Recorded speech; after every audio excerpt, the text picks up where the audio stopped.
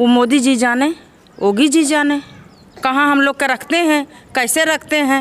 ये कहा था कि घर द्वार गिर जाए तो कहाँ बाल बच्चा लेके जाए। नदी के दायरे में दुनिया है, 30 मीटर आओ तो 30 मीटर ले लें, अब 100 मीटर ले लें तो हम लोग कहाँ जाए। हम लोग खराब दशा गुजर रही है, तब से इतना हेडेक हो गया है कि मतलब कि कहाँ रहेंगे हमारे बच्चे, कहाँ जाएंगे। एक तो बिना बाप के बच्चे हैं। भरोसा कि टूटेगा नहीं, क्योंकि कुछ बातें अफवाह भी होती हैं। मतलब क्लियर पता चले तो कुछ हो। सरकार का ऐसा कोई मतलब नियम तो अभी तक देखे नहीं हम। नमस्कार, आप देख रहे हैं एबीएन न्यूज प्लस। आपके साथ मैं हूं ज्ञानेंद्र पांडे। तमसा नदी के अतिक्रमण को लेकर के शासन प्रशासन का क्या रुख है, इसकी रपट एबीएन न्यूज प्लस ने 2 दिन पहले आपके सामने रखा था। जनता पर क्या कुछ गुजर रहा है, जनता किस नजरिए से देख रही है, जनता के अंदर किस तरह से भय है, किस तरह का खौफ है, जनता क्या तर्क दे रही है कि उसने राजस्व विभाग के अनुमति के बाद जमीन को खरीदा, नगर पालिका के अनुमति के बाद मकान का निर्माण कराया, बावजूद इसके गैर कानूनी कैसे ठहराया जा रहा है। उनके सपनों के आशियाना पर बुलडोजर कैसे चलेगा, क्या वो इस मंजर को देख पाएंगे?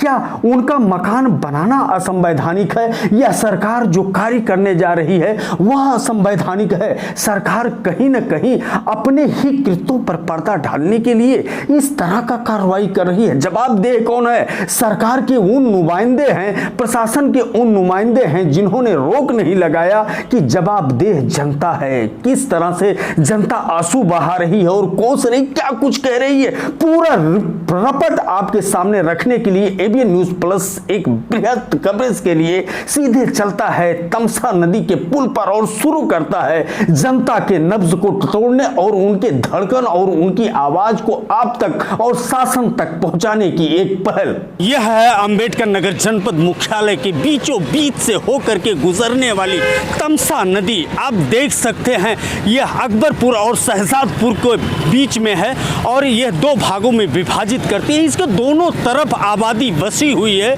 लोग बसे हुए हैं, बहुमंजिली इमारत है, होटल है, बिल्डिंग है, बैंक्स हैं, नगर पालिका का भी बिल्डिंग इसके जद में आ रहा है।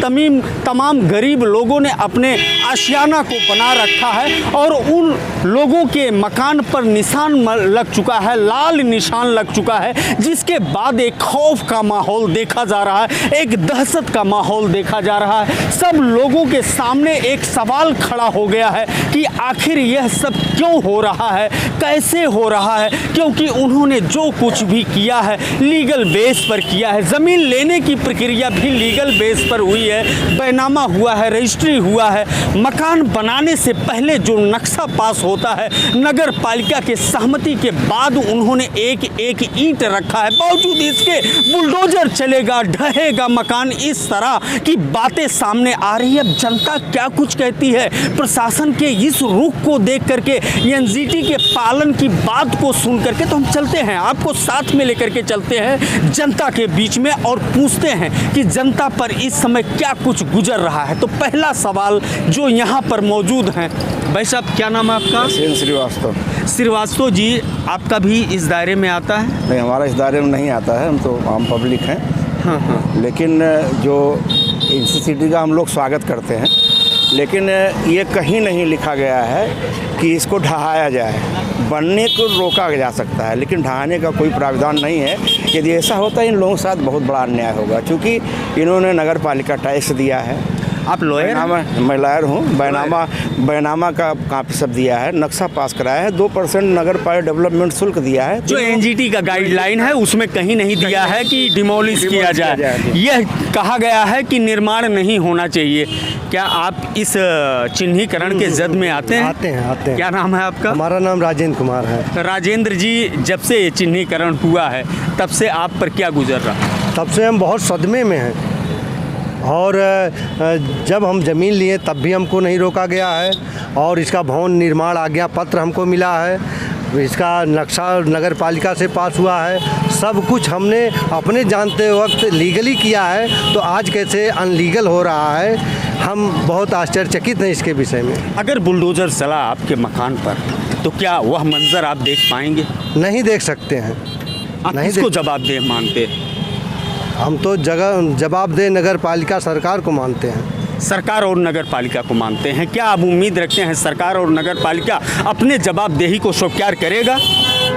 होना चाहिए, उसको देना चाहिए। कहाँ जाएंगे? बहुत बड़ा सवाल जनता द्वारा किया जा रहा है कि हम कहाँ जाएंगे। आखिर हमारे आशियाने पर बिल्डोजर चलने के बाद हम कहाँ जाएंगे? यह सवाल, बहुत बड़ा सवाल सरकार से सवाल है, यह सरकार के व्यवस्था से सवाल है, एनजीटी के पालन को जिस तरह से किया जा रहा है उससे सवाल है। हम कहाँ जाएंगे? इस सवाल का जवाब देना होगा सरकार को और प्रशासन को। हम चलते हैं दूसरे व्यक्ति के पास कि उस पर क्या कुछ गुजर रहा है। पास है कि ये तोड़ा नहीं जाएगा। जो अवैध कब्जा किए हैं, नदी में पावा पिलर खड़ा किए हैं, उन्हीं लोग का टूटेगा और सारी तकलीफ़ें उन्हीं लोग को हैं। और हम लोग को विश्वास है कि ये मकान हमारे लोग। निशान किस लिए लगाए हैं? निशान तो बताया नहीं गया, निशान कर दिए हैं। क्यों? इसलिए कि 100 मीटर पर है? हाँ, इसलिए 200 मीटर वाले भी लगा है? नहीं, 100 मीटर वाले पे लगा है। 50 मीटर वाले? जब 100 मीटर पे लगा। हम गरीब आदमी हैं, अपने मेहनत से कमा के अपना घर द्वार छोड़ के यहाँ खरीद के बनवा लिए। अब इसमें भी सरकार आपत्ति डाल रहा है। जब हम खरीदे तब तो सरकार एक बार नहीं बताया कि यहाँ मत लो, यहाँ लोगी तो फिर बाद में दिक्कत आ जाएगी। तो हम बिंदास हो के ले लिए यहाँ पे। अब जब रहने लगे बाल बच्चा लेकर के, अब हमारी गरीबी ये है कि हम यहाँ से जाएंगे तो जाएंगे कहाँ? जब तक हमारे जांगर था तब तक तो हम बना लिए यहाँ पर खरीद। लग चुका है सर, हम लोग कहाँ जाएंगे? गरीब मनई कहूँ, हम लोग का पैसा की व्यवस्था ना है, नौकरी चाकरी ना है, हम लोग कहाँ गुजर के जाब? हम लोग का व्यवस्था चाहिए, चाहे गुजारा चाहे बसा में। गरीब मनई कहूँ बनहू के जौन रहा तो वह ना बनावे के मिलत बा।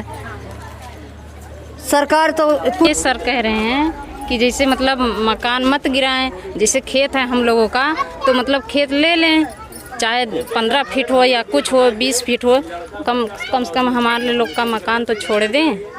हम लोग कहाँ रहेंगे गरीब में? नहीं बहुत जमात रह रहे हैं।